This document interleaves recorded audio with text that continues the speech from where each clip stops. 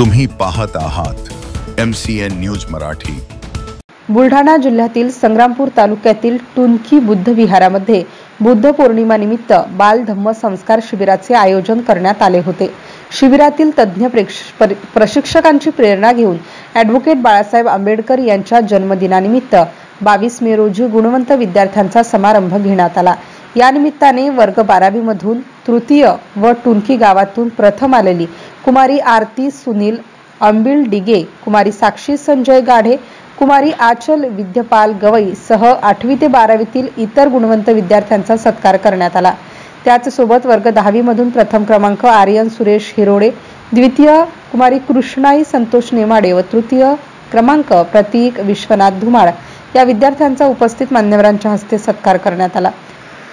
त्याचसोबत मुंबई येथे सलग 3दा कुस्तीमध्ये सुवर्ण पदक घेणाऱ्या भोजपाल महिपाल घाटे याचा सुद्धा सत्कार करण्यात आला। या कार्यक्रमाला गुणवंत विद्यार्थी व त्यांचे पालक, बौद्ध धम्म उपासक उपासिका व गावकरी मोठ्या संख्येने उपस्थित होते। MCN न्यूज मराठी करिता संतोष खुपसे, टुनकी।